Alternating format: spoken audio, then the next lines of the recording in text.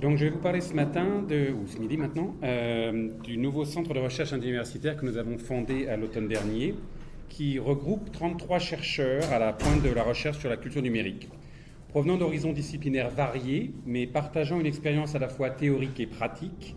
Les chercheurs du CRIN bénéficient d'une structure qui a pour mission de mettre en avant l'expertise en humanité numérique, répartie au Québec à travers 7 universités, cégeps et établissements de recherche, et d'enrichir les collaborations présentes et futures en créant la synergie interdisciplinaire et interuniversitaire devenue nécessaire pour prendre la mesure du tournant numérique qui caractérise notre époque.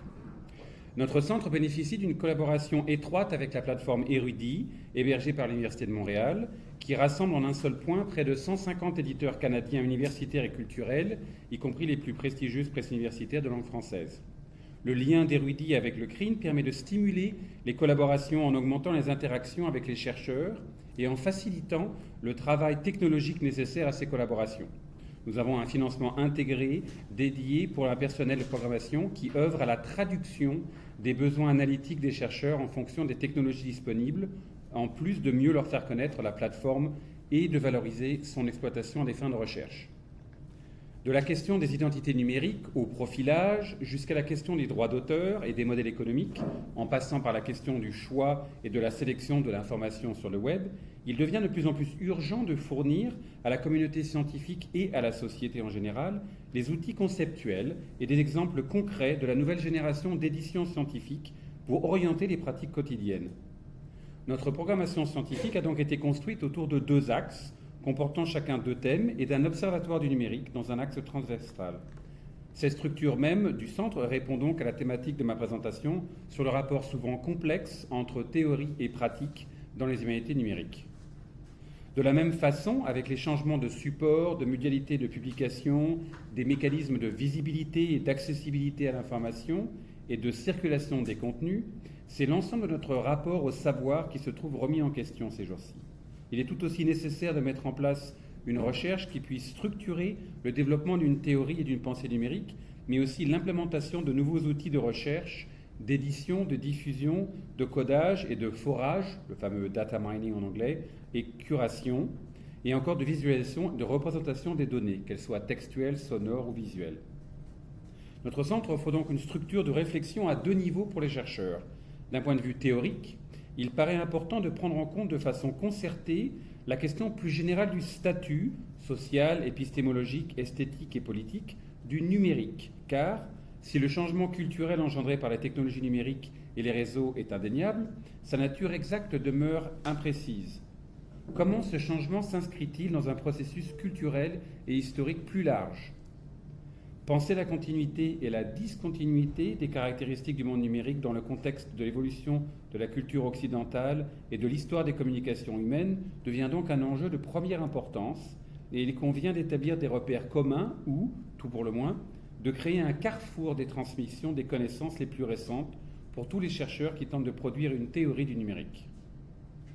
Les questions théoriques donc soulevées dans le premier axe, intitulé Théorie du numérique, sont liées à l'émergence des pratiques d'organisation et de structuration des contenus sur le web et dans les nouveaux environnements numériques.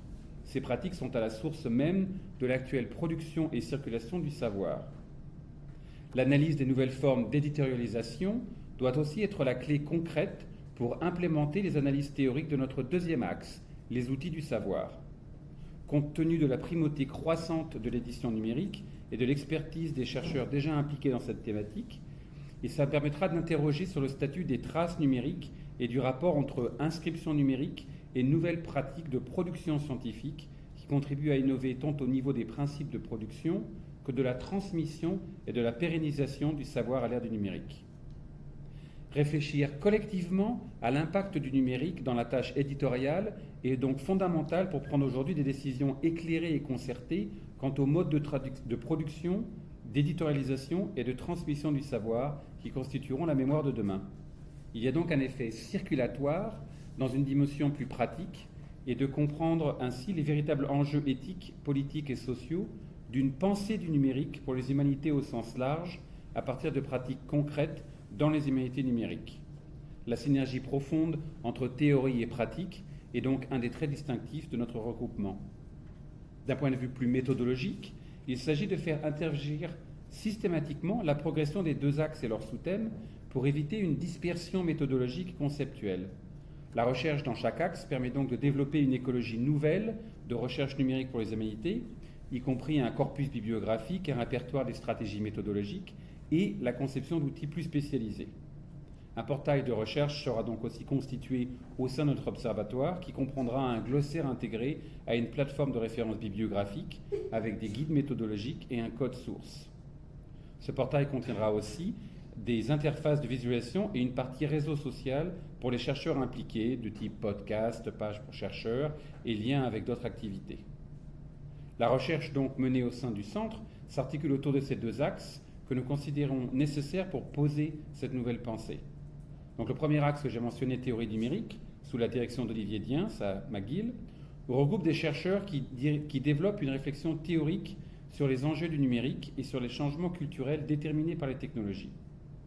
L'objectif de cet axe est de fédérer les travaux d'analyse de ces chercheurs afin de clarifier certaines notions clés qui caractérisent l'environnement numérique, telles que la notion d'identité et la redéfinition de la culture dans le contexte numérique. Le travail collectif des chercheurs vise à produire des objets, textes, œuvres numériques, données visualisées, sur lesquels il sera ensuite possible de construire les bases d'un langage commun et de principes théoriques partagés. Ce travail servira aussi à établir les objectifs plus pratiques des autres volets du centre. Cet axe s'interroge plus particulièrement sur l'impact du numérique et sur la représentation. Depuis la machine de Turing, évoquée tout à l'heure par Milad, nous savons que le numérique, fondé sur le langage binaire, peut représenter toute opération formelle des données, les sciences cognitives ayant démontré la thèse de la non-compulsionnalité du monde dans son ensemble. En quoi cela change-t-il la façon de voir, de concevoir et de comprendre le monde ? Le numérique se positionne aujourd'hui, cela ne fait plus de doute, comme un langage universel, mais il représente, traduit et exprime à la fois la presque totalité des activités humaines. Avant toute autre langue, nous parlons et nous partageons le numérique ces jours-ci. Comment ce prisme nouveau affecte-t-il nos cartes mentales et cognitives ? Comment nous pousse-t-il dans certaines directions sociales, politiques et psychologiques plutôt que d'autres ? Enfin, dans le contexte des humanités, comment le tournant numérique nous oblige-t-il à repenser le fondement même disciplinaire des arts, des lettres et des sciences humaines, voire même la notion, encore une fois en faisant référence aux travaux de Milad, d'humanisme. Cet axe explore aussi les pratiques de dissémination et d'éditorialisation qui se sont transformées de manière radicale avec le web sémantique et les nombreux autres bouleversements des régimes de communication numérique tels que l'Internet des objets et la réalité augmentée. Depuis le XVIIIe siècle, autant l'édition de l'opinion publique que l'édition savante ont connu des bouleversements constants.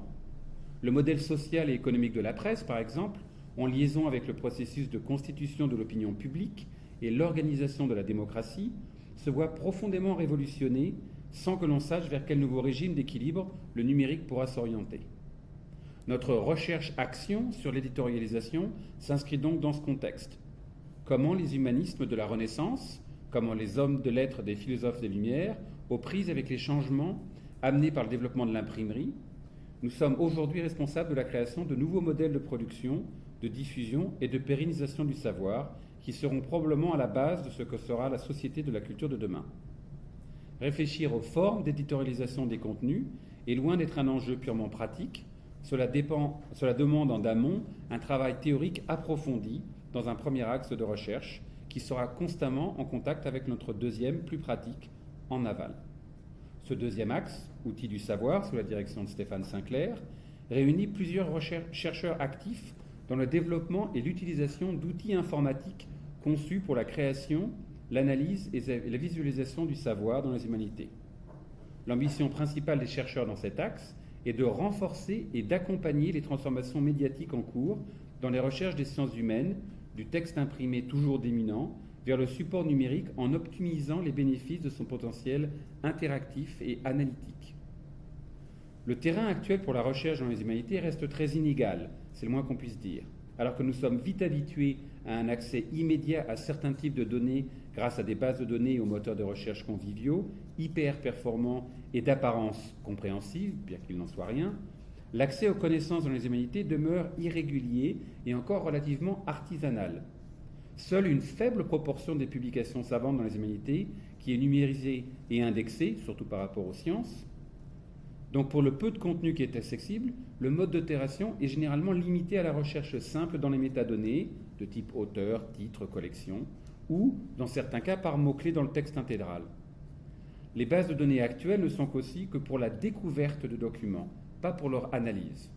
Pour cela, il faut faire appel à d'autres outils plus sophistiqués qui sont rarement conçus pour les chercheurs non experts en analyse de texte informatisé. Or, nous soutenons qu'une plateforme du savoir à l'ère numérique devrait pleinement intégrer les fonctions de découverte, de lecture, d'organisation, d'analyse et de partage grâce à une interface conviviale et accessible à tous. L'utilisateur doit pouvoir tout seul constituer de façon souple des corpus de taille variable afin d'en étudier les tendances et les particularités ou afin de pouvoir les comparer à d'autres corpus. Ce ne sera qu'à partir de ce moment que nous pourrons envisager de mieux faire ressortir le savoir enfoui et latent dans l'immense collection des publications issues des humanités. Et dans le domaine francophone, comme vous le savez, il y a encore plus de travail à faire pour créer de telles ressources. Tandis que dans le monde anglophone, des outils et des pratiques plus avancées commencent à devenir plus accessibles aux chercheurs qui n'ont pas de connaissances informatiques très pointues. L'intégration de fonctionnalités interactives dans une plateforme de dissémination du savoir évoque par la même occasion la possibilité que les auteurs puissent incorporer dès le départ des éléments multimédia supplémentaires dans leur publication, tels que des graphiques interactifs ou l'accès aux données brutes. Il s'ensuit toute une série de questions importantes sur la pérennité et la stabilité du contenu, les droits d'auteur, l'accès ouvert, les formes d'expression dans différents domaines et bien d'autres par rapport au savoir. Le dernier aspect de notre centre que je vous décris aujourd'hui est donc dans un axe transversal un observatoire du numérique sous la direction de Marcello Vitali Rossati qui développera une veille sur les pratiques émergentes et une vulgarisation des approches liées à la culture numérique. L'objectif principal de l'Observatoire sera donc de communiquer avec le grand public pour que la société québécoise soit en mesure d'interpréter les rôles et les enjeux de la culture numérique. Le Centre permettra par le biais de cet observatoire de valoriser l'expertise québécoise, déjà reconnue nationalement et internationalement dans le milieu académique, mais cette fois dans le milieu journalistique et par-delà, par les citoyens intéressés par les nombreux enjeux de la culture numérique. La réflexion sur le numérique se base sur des textes récents qui traitent directement des technologies numériques, mais aussi sur des textes plus anciens, voire même des textes classiques, qui servent aussi à définir les outils conceptuels pour une réflexion sur le numérique.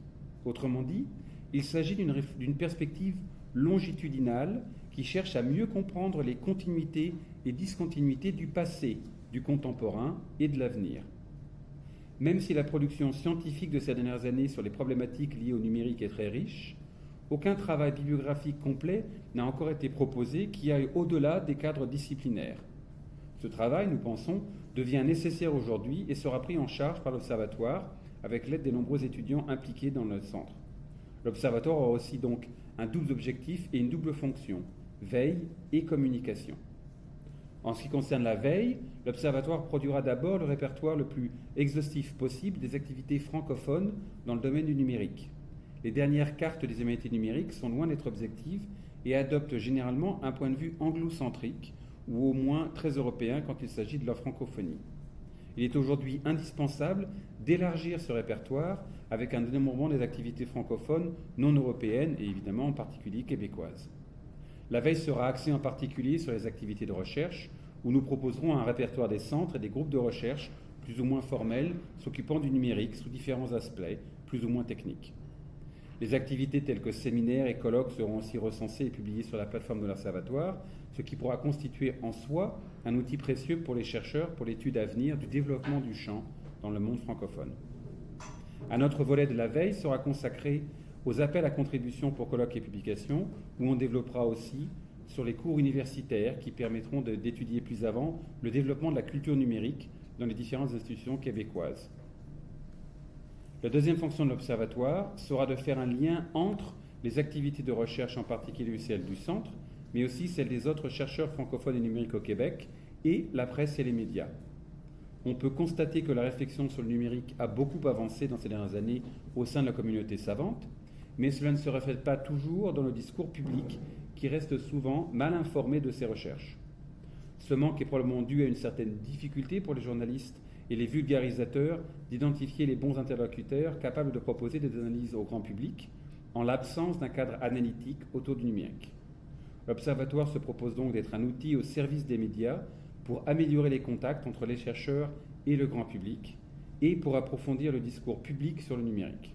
Ainsi, en plus de constituer un pôle structurant de la recherche dans les humanités numériques au Québec, nous espérons que notre centre favorisera la communication et l'éducation de l'espace public dans l'espace public afin que la société puisse progresser dans sa façon d'interpréter le rôle et les enjeux de la culture numérique.